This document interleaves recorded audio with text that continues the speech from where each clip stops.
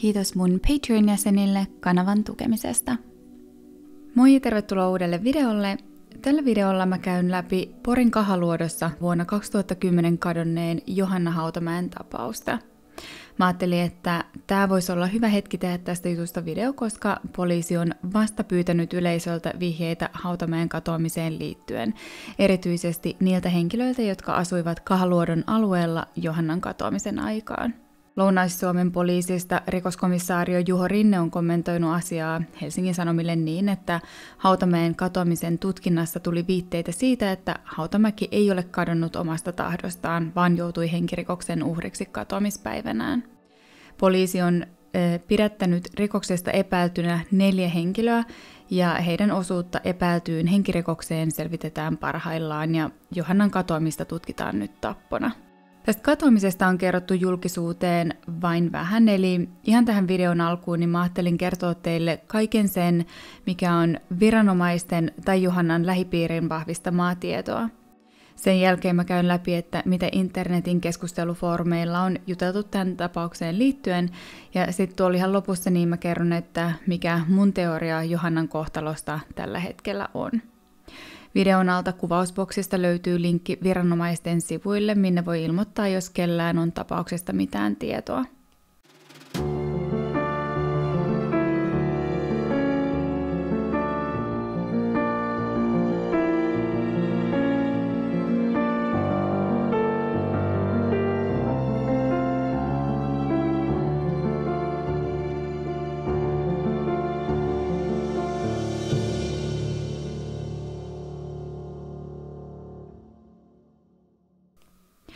...26-vuotias Johanna Hautamäki katosi 14. toukokuuta vuonna 2010, eli noin 14 vuotta sitten. Hänellä oli 3-vuotias tytär ja koiria, ja katoamispäivänä he olivat menneet Johannan miesystävän asunnolle, joka sijaitsi Porin Kahaluodossa Kunnaksen tiellä. Paikalla oli miehen lisäksi ollut hänen 2 kaveriaan. Päivä oli ollut poikkeuksellisen lämmin. Porin rautatieaseman mittarista oli luettu noin 27 asteen hellelukemat ja katoamisyönä lämpötila oli laskenut alimmillaan 15,5 asteen tienoille. Johannan miesystävä ja tämän 2 kaveria olivat viettäneet päivää ulkona grillaillen ja Johanna oli ollut sisällä kokkaamassa. Alkoholia ei oltu nautittu. Iltaa kohden Johanna oli alkanut kokea olonsa pelokkaaksi. Hän oli soittanut äidilleen ja oli sanonut tälle, että minulta viedään tytär pois, poliisit tulevat. Sen jälkeen puhelu oli katkennut, Johannan puhelin oli mennyt kiinni, eikä äiti ollut saanut tyttäreensä enää yhteyttä.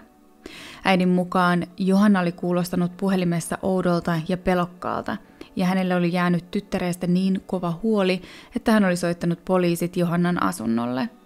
Äiti ei ollut tuolloin tiennyt, että Johanna ei ollut kotona, vaan oli miesystävänsä luona. Ennen katoamistaan Johanna oli soittanut myös eräälle kaverilleen ja oli sanonut tälle, että nyt ne tulevat hakemaan minut. Toiselle kaverilleen Johanna oli lähettänyt tekstiviestin, mistä hän oli pyytänyt, että kaveri tulisi hakemaan hänet, koska hän pelkäsi, että hänelle haluttiin pahaa. Näiden yhteydenottojen jälkeen Johannan puhelin sulkeutui ja häneen ei saatu enää yhteyttä. Kaveri taas ei ollut huomannut viestiä kuin vasta aamulla. Jonkin ajan päästä tästä Johanna katosi. Johannan äiti kertoi Seiskalle antamassa haastattelussaan niin, että Johannan miesystävä oli kertonut hänelle, että Johanna oli vain poistunut paikalta sanomatta hänelle yhtään mitään. Johanna ei ollut myöskään ottanut mitään mukaansa. Ei kännykkää, ei lompakkoa tai avaimiaan. Tytär ja koirakin olivat jääneet miesystävän luokse. Lähdön jälkeen Johannasta tuli vain 2 havaintoa. Toinen tuli miesystävän naapurilta ja tämä naapuri oli kertonut poliisille, että noin kello 20 illalla hän oli nähnyt Johannan kävelevän hänen pihansa poikki. Toinen havainto Johannasta tuli 15 minuutin päästä ensimmäisestä havainnosta Lyttylän tieltä noin kilometrin päässä miesystävän asunnosta. Johanna oli tuolloin kävellyt kohti Porin kaupunkia. Johanna Hautamäki on vajaasta 60 senttiä pitkä, hoikkavartaloinen nainen. Poliisi on julkaissut naisesta muutaman kuvan, mutta he ovat myös maininneet, että Johanna oli muuttunut kuvista tosi paljon, että hän oli laihtunut huomattavasti. Johannalla oli katoamisensa aikaan pitkät vaaleat hiukset, joissa oli violetin värisiä raitoja. Hänellä oli yllään maastokuvioiset housut ja mahdollisesti sininen huppari. Johannalla oli 2 lävistystä, toinen suupielessä ja toinen oikeassa silmäkulmassa ja niiden lisäksi ristitatuointi oikeassa kädessä. Johanna ilmoitettiin kadonneeksi 17. päivä toukokuuta eli 3. päivänä katoamisesta. Johannan äidin mukaan näin oli toimittu, koska poliisi oli neuvonut odottamaan. Mitä Johannalle olisi voinut tapahtua? Minkä takia hän oli niin peloissaan tuona perjantai-iltana, että oli ollut 3 eri henkilöön yhteydessä? Ja minkä takia yhteydenotot olivat niin epämääräisiä? Sekin on kummaa, että Johanna lähti miesystävänsä luota, mutta jätti lapsensa, koiransa ja omaisuutensa taakseen. Tätä tapausta on spekuloitu paljon murha.infon sivuilla ja Suomi 24 löytyy myös tapauksesta viestiketju. Mä voisin seuraavaksi kertoa, että mitä ne ihmiset, jotka väittävät tunteneensa Johannan, ovat hänestä kertoneet, mutta mä haluan tässä vaiheessa myös mainita, että nämä kertomukset ovat anonyymeinä pysytelleiden ihmisten kertomuksia, eli niihin kannattaa suhtautua niin, että netissä kuka tahansa voi väittää tietävänsä mitä tahansa. Mutta mä oon yrittänyt karsia sieltä kaikki sellaiset turhat ja mä oon yrittänyt poimia taas kaikista vakuuttavimmat tekstit. 11. kesäkuuta vuonna 2011 Porlikka-nimimerkkiä käyttänyt henkilö kirjoitti näin. Tunsin Johannan. Hän asui minun naapurissa Porin luodolla noin 3-4 vuotta sitten, silloin kun muksu oli ihan pieni. Asunto taisi olla sen miehen ja olivat yhdessä vielä, mutta sellaista on-offia se oli, että välillä Johannaa ei näkynyt muutamaan viikkoon. Se mies oli töissä jossain tehtaassa yömässä, teki vuorotyötä. En tiedä, missä oli aiemmin asunut tai mihin muutti siitä asunnosta. Ei oltu niin tuttuja keskenämme, mutta nimen ja kuva tunnistin heti, kun asia tuli ilmi. Kyllä Johannalla joku auto oli muistaakseni, tai ehkä ajoi miehen autolla, mutta autolla liikkui enimmäkseen. Siihen aikaan olivat molemmat meneväistä sorttia ja lapsi taisi olla aika usein jossain hoidossa. Muistelisin, että pojan mummin tapasin pihassa joskus, suluissa Johannan äiti, kysymysmerkki, ja vaihdettiin pari sanaa. Johanna ei tainnut olla missään töissä ainakaan aluksi. Voi olla, että oli jossain jo sitten, kun itse muutin pois sieltä. Ainakin muistan, että se mies kulki sen lapsen kanssa rattailla paljon päivisin, kun näin heidät koiria ulos viedessäni usein. Sillain kun törmättiin, niin Johanna oli yleensä aika hillitty ja vaikutti ujolta jopa, mutta seinän takana ollessaan ääntäkin lähti eikä ollut mikään hissukka varmaan kaveriporukassa enää. En oikein muuta osaa kertoa. Kadonnut, mutta ei ihminen mihinkään noin vain katoa. Luulen, että otti itseltään hengen pois ja on vedessä jossain. 11. kesäkuuta vuonna 2011 Tamis-nimimerkkiä käyttänyt henkilö kirjoitti näin. On asunut Kankaanpäässä, mutta muuttanut Porin suuntaan 2000 vuoden vaihteessa. Oli kovin menevä poikatyttö nuorempana ja hänellä oli paljon kavereita ja tuttuja.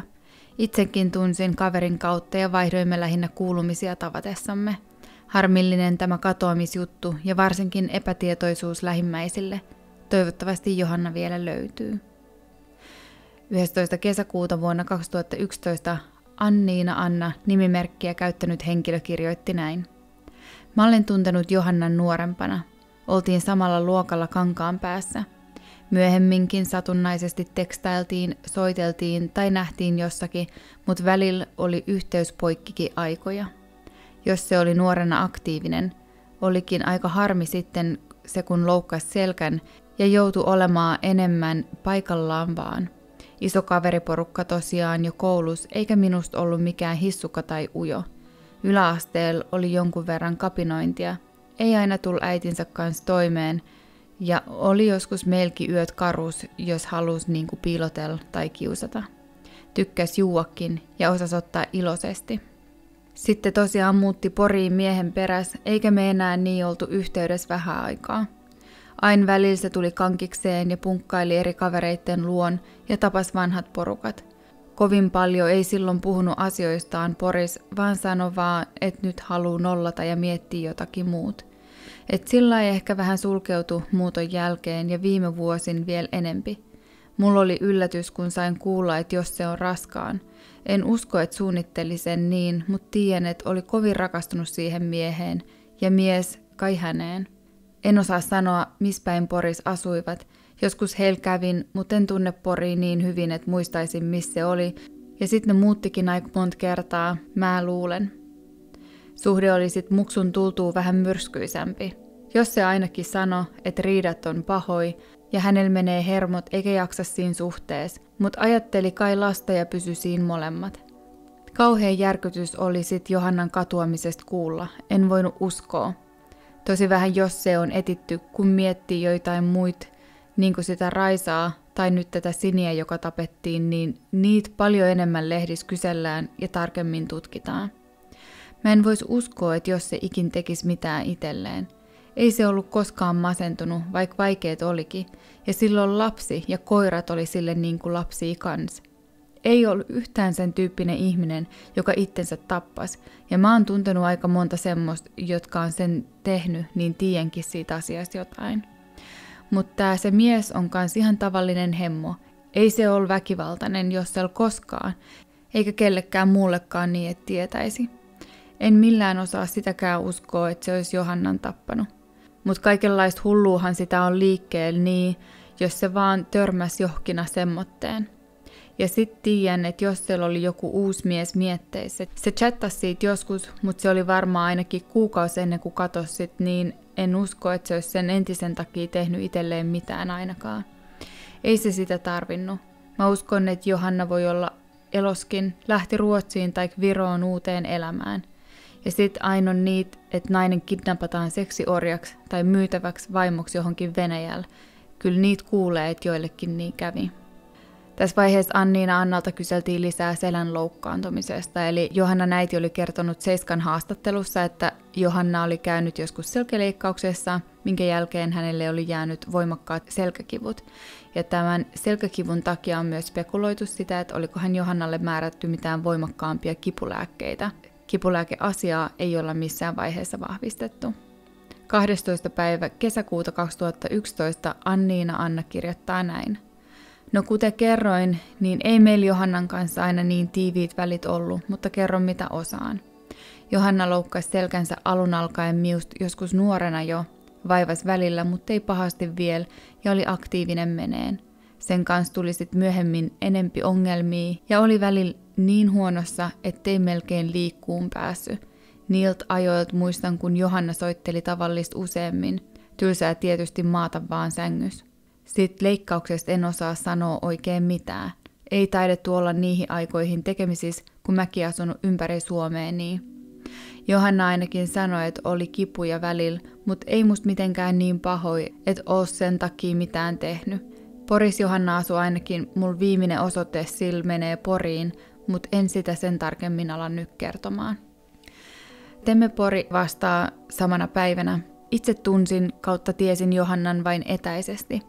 Asuimme samalla alueella Porissa jokunen vuosi sitten ja meillä on muutamia yhteisiä tuttuja.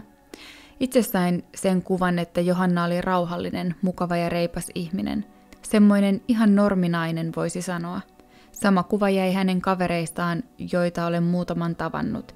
Samoin silloisesta avomiehestä ja tämän kavereista. Minulle tuli uutisena tuo Johannan selkävaiva. En tiennyt siitä mitään, enkä siksi usko, että se sittenkään vaivasi kovin paljon. Kipeä oli varmasti, sitä en epäile, mutta ainakin niihin aikoihin toiminta oli ihan normaalia esimerkiksi lapsen kanssa tai jotain kantaessa. Olen ollut siinä käsityksessä, että Johannaa kyllä etsittiin silloin katoamisen jälkeen. Jotain omaisten ja vapaaehtoisten järjestämiä maastoetsintöjä siellä Kahaluodossa päin. En sitten tiedä, miksi ne jäivät niin vähän. Alkuun moni, joka tiesi Johannan, uskoi kyllä juuri siihen karkumatkaan. Itse en tiedä, mistä se uskomus tuli tai miksi se oli niin yleinen. En ole kuullut Johannan sellaista tehneen ennen. Lapsi saattoi kyllä pienenä olla välillä useita päiviä jossain hoidossa, mutta Johanna liikkui silloin koirien kanssa tai yksin, ei ollut missään piilossa. Sitten hän jatkaa, satun tietämään, että silloin katoamisen tapahduttua poliisi kyllä on jututtanut ihan kunnolla Johannan tunteneita ihmisiä. Tekstari on totta, sen voin minäkin tietojeni pohjalta varmistaa. Tietääkseni sisältö ei kuitenkaan ollut aivan niin dramaattinen kuin mitä on annettu ymmärtää. Toisin sanoen, kyseinen käytös ei ollut aivan tavatonta Johannan kohdalla ja sama koskee puhelua. Jos jotain piti tapahtua, niin sen piti tapahtua nopeasti ja sen varmistamiseksi saattoi joskus liioitella. Sitten Temmepori viittaa aiempaan hänelle kirjoitettuun kommenttiin. Kun sä Temmepori et noita selkäkipuja oo huomannut, niin sehän voisi selittyä särkylääkkeiden syönnillä. Ihan mahdollista. Tapasin Johannaa harvakseltaan yleensä yhteisten tuttujen kautta iltariennoissa tai sattumalta esim. Kaupassa. En muista, että asiasta olisi koskaan ollut puhetta, ja kuten kirjoitin, niin mielestäni Johanna pystyi ihan normaalisti toimimaan. Kuten todennettua, en kuitenkaan osaa sanoa kuin yksittäisistä hetkistä, kokonaisuus voi olla toisenlainen. Sen verran kyselin eilen, että Johannan äidille suurin asia olisi Johannan löytyminen, ei esim. Murhaajan kiinni saaminen tai syyllisen löytäminen. Voisiko siitä sitten jotain päätellä? Toiset ehkä ei. Temmepori jatkaa vastaamalla aiemmin kirjoitettuihin kysymyksiin ja mä haluan tässä vaiheessa mainita, että Minfon sivuilla on kerrottu, että Johanna oli ottanut miesystävän luota mukaansa vain meikkipussin, joka löytyi sitten jostain katoamispaikan läheisyydestä. Eli mä en saanut selville, että onko tämä viranomaisten vahvistamaa tietoa, mutta moni on pitänyt tätä meikkipussiasiaa faktana, eli en tiedä, mistä tämä tieto tulee. Kovin tarkkaan en osaa sanoa, en ollut tuolloin Suomessa ja asia on jäänyt hieman pimentoon. Käsittääkseni kuitenkin etsinnät keskittyivät alueelle, josta Johannasta oli viimeiset havainnot tehty. Erillisiä etsintöjä vesistöihin ei tietääkseni tehty, samalla on voitu tarkistaa niitäkin matkan varrelta tai muuten. Näin minulle on myös kerrottu, että suunnilleen kaikki mitä Johannalla oli mukana jäi sinne kahaluotoon. Jotain taskuun mahtuvaa on toki voinut ottaa mukaansakin, kun tuskin muut paikalla olleet tarkkaan tiesivät mitä kaikkea Johannalla oli mukana. Sama koskee sitä meikkipussia, tuskin kukaan muu kuin Johanna itse tiesi mitä kaikkea siellä oli, joten on mahdotonta sanoa ottiko hän sieltä jotain mukaansa vai putosiko laukku vahingossa vai mitä tapahtui. Kännykkä, lompakko ja avaimet joka tapauksessa kuulemma jäivät asunnolle, josta poistui. Käsittääkseni käsilaukkuun tai sen läheisyyteen. Tarkennan vielä, että ei ole viitteitä siitä, että Johanna olisi ottanut mitään erityistä mukaansa, mutta ei sitä voida poiskaan sulkea. Vaikka tuntisi ihmisen hyvin, on silti hyvin vaikea lähteä erittelemään kaikkea, mitä tällä tulisi olla mukanaan kautta kodissaan tai mitä sieltä mahdollisesti puuttuu, erityisesti kun puhutaan pienistä, mahdollisesti taskuun mahtuvista tavaroista. Sitten semmoinen kuin Jin Läheinen kirjoittaa näin 15. kesäkuuta vuonna 2011. Hei, kuulin ystävältä, että täällä keskustellaan Johannasta ja hänen katoamisesta. Olen Johannan ystävä, melko läheinen sellainen omasta mielestäni. En usko, että tulen kovin paljon aiheesta kirjoittamaan, mutta ainakin tämän yhden viestin nyt teille osoitan. Ensin kiitokset kaikille teille, jotka tavalla tai toisella pidätte yllä muistoa Johannasta.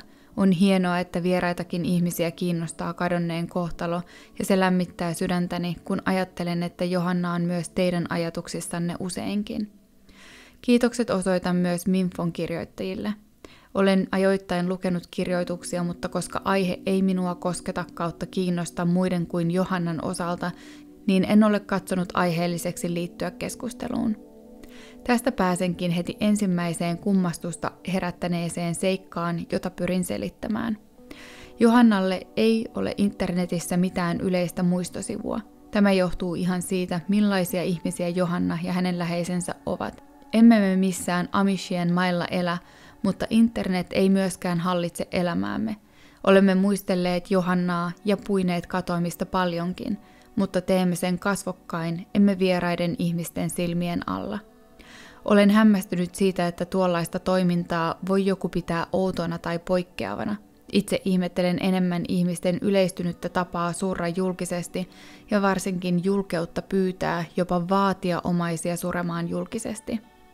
Toinen asia, joka on tuotu esiin syynä tietojen pyytämiselle, on viitannut Johannan lapseen ja siihen, että myöhemmin hän kenties tulee googlaamaan äitinsä nimen ja löytämään keskustelut. Varmaan hän tulee näin tekemään, mutta hänen läheisensä ovat myös pitäneet huolta siitä, että internet ei ole ainoa eikä ensimmäinen paikka, josta hän saa tietoa äidistään sitä kaivatessaan. Kansioissa on valokuvia, kertomuksia, kirjeitä ja niin edespäin, ja myös lehtijutut ovat tallessa sitä päivää varten, kun niitä tarvitaan. Tämä keskustelu on varmasti tuonut esiin uusia asioita niin sanotusti tavalliselle lukijalle. Poliisilla ja omaisilla tämä kaikki on kuitenkin ollut jo tiedossa, joten ainoaksi meritiksi jäänee tiedonjanoisten ruokkiminen. Lähes kaikki oleellinen on kerrottu jo lehdissä. Ei ole olemassa muuta tietoa, joka jotenkin antaisi vihjettä Johannan kohtalosta. Ikävä kyllä Johanna katosi kuin tuhka tuuleen. Ei ennakkovaroitusta, ei jälkiä, ei jäähyväisiä. Eikä myöskään epäilyttäviä kadonneita autoja tai humalaista miesjoukkoa, joka yhteistuumin tappoi Johannan. Itseäni erilaiset arvailut tapahtumien kulusta eivät ole loukanneet, en tunne niiden koskevan sitä Johannaa, joka oli ystäväni, vaan jotain muuta kadonnutta Johannaa. Ikään kuin ne olisivat kaksi erillistä henkilöä itselleni. Totta kai meistä monia ihmetyttää Johannan käytös katoamispäivänä, tekstiviesti, puhelu. Totuus on kuitenkin, että ne ovat tapahtumia, jotka sinällään eivät olisi meitä ihmetyttäneet. Ne ihmetyttivät vain liittyneenä katoamiseen. Merkittävä seikka tosin. Samaan aikaan olen ihmetellyt, miksei Johanna pyytänyt apua muilta ystäviltään, jos hän todella tarvitsi apua, tai kyydin, niin hän olisi saanut sen vaikka minulle soittamalla. En kuullut hänestä tuona päivänä mitään. En tiedä, mitä Johannalle tapahtui. Mikään mahdollinen tapahtumien kulku ei tunnu todennäköiseltä tai oikealta. Joskus tuntuu, kuin palapelistä puuttuisi yksi iso palanen, mutta toisaalta en ymmärrä, mihin sellaisen palasen saisi mahtumaan. Kokonaiskuva meillä on alusta asti ollut hyvä. Ei siitä tunnu puuttuvan paloja. Johannan lapsi voi hyvin, olosuhteisiin nähden. Hän asuu Johannan äidin luona, mutta tapaa isäänsä. Johannan kadottua lapsi, isä ja koirat viettivät kaikki aikaa muutaman Johannan omaisen luona. Välit olivat siis hyvät ja ovat sitä edelleen. Samoin Johannan ystävillä on hyvät välit Johannan äitiin ja Johannan lapsen isään. Kaikilla on yhteinen ikävä ja tarpeeksi vaikeaa ilman, että alamme joukostamme etsiä syyllistä. En aio kertoa enempää yksityiskohtia. Kaikki tarpeellinen on jo kerrottu ja loppu menee yksityisasioiden puolelle. Kenenkään ulkopuolisen ei tarvitse tietää Johannan osoitetta tai sitä, millaisia lääkkeitä hänelle mahdollisesti oli määrätty. Poliisi tietää ja se riittäköön. Kukin tehköön tekstistäni sen päätelmän kuin haluaa. Vastuuhan on aina lukijalla. Toivottavasti muistin nyt kirjoittaa kaiken, mitä mielessäni pyörittelin. Ja jos en, niin kenties palaan asiaan. Kiitos vielä teille, erityisesti niille, jotka ovat Johannasta kirjoittaneet kauniisti ja kunnioittavasti, ja myös sille, joka minut ohjasti juttujanne lukemaan.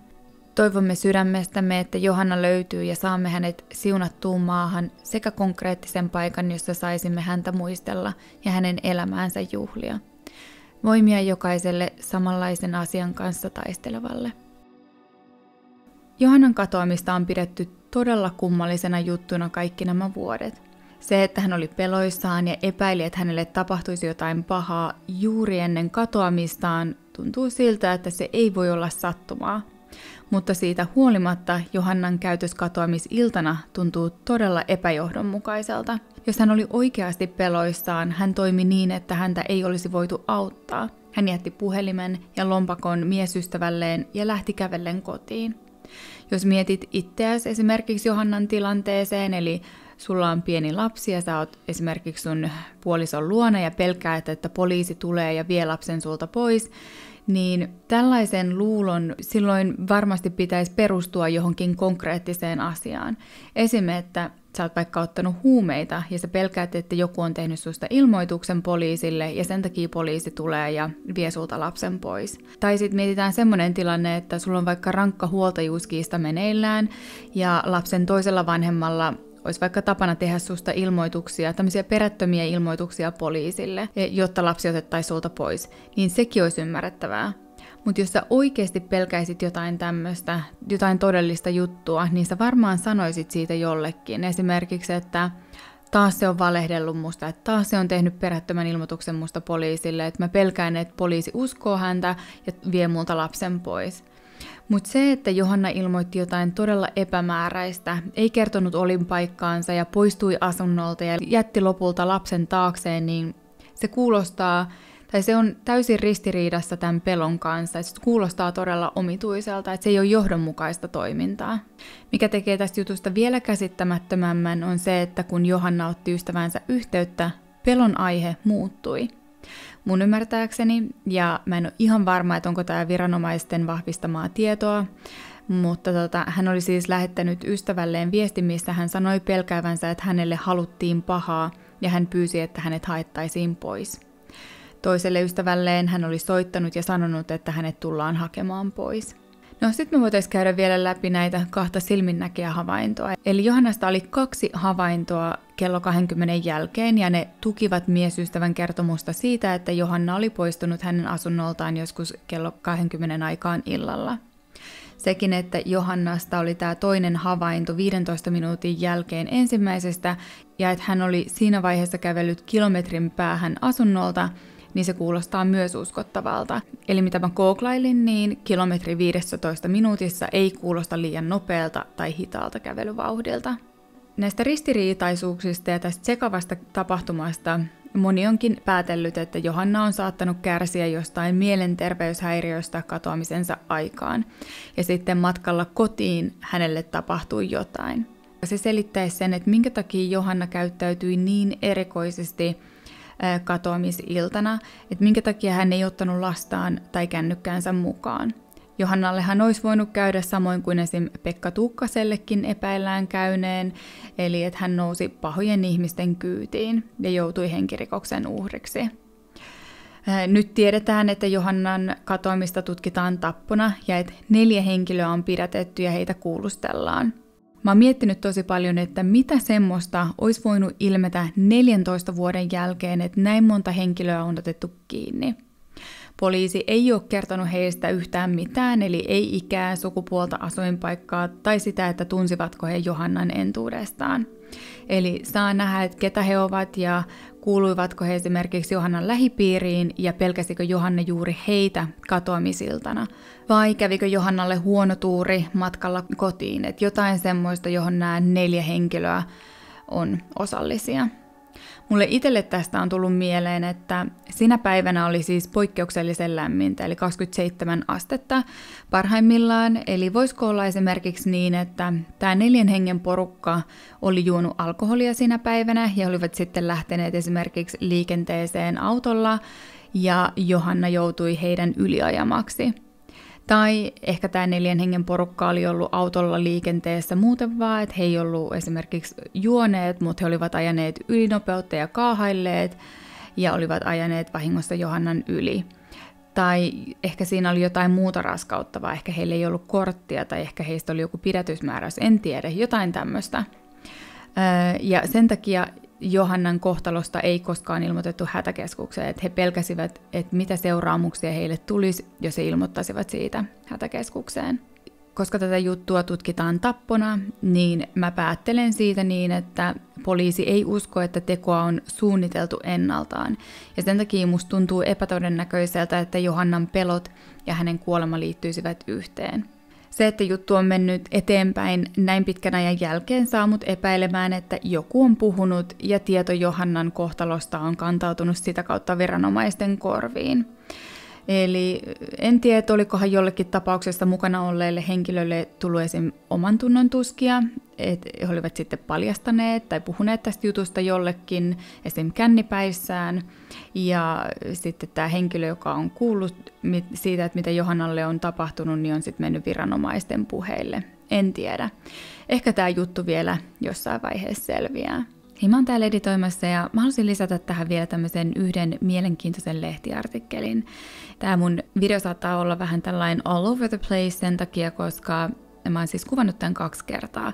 Kun mä sain sen ensimmäisen version valmiiksi, niin sitten tuli tää viranomaisten ilmoitus siitä, että nämä 4 henkilöä on pidätetty Johannan taposta epäiltynä. Eli sit mun piti tehdä tää video uudelleen. Ja nyt kun mä oon editoinut tätä, niin mä törmäsin tämmöiseen tosi mielenkiintoiseen artikkeliin, joka löytyy MTV-uutisten sivuilta tai julkaistu 11. tammikuuta vuonna 2011. Ja tämä kertoo semmoisesta jutusta, että Porin Kahaluodossa 15. lokakuuta 2010 omakotitaloon oli tehty murto ja sieltä oli viety kaikkea arvokasta tavaraa plus verkkopankkitunnukset ja tunnuslukulista. Ja tässä jutussa oli epäiltynä 4 vuosina 1989–1990 syntynyttä porilaista miestä. Mä en tiedä, että mitä tässä on tapahtunut, mutta mun mielestä on todella mielenkiintoista, että 4 henkilöä on ollut tämmöisestä murrosta epäiltynä ja nyt Johannan taposta epäillään 4 miestä. En tietenkään sano, että nämä on ne samat 4 henkilöä, jota epäillään Johannan jutussa, mutta mun mielestä on vaan mielenkiintoinen sattuma. Eli kertoo siitä, että vaikka näin ulkopäin, tai kun katsoo tuolta kartasta, niin toi alue näyttää jotenkin todella idylliseltä ja rauhalliselta, niin kertoo vaan siitä, että missä tahansa voi sattua mitä tahansa. Mutta nämä oli mun ajatuksia tästä tapauksesta, ja mä kuulisin mielellään myös sun ajatuksia tästä tapauksesta. Ja tähän loppuun niin kiitos, kun katsoit tämän videon. Tykkää siitä, jos jaksat, ja nähdään sitten ensi videolla. Moi!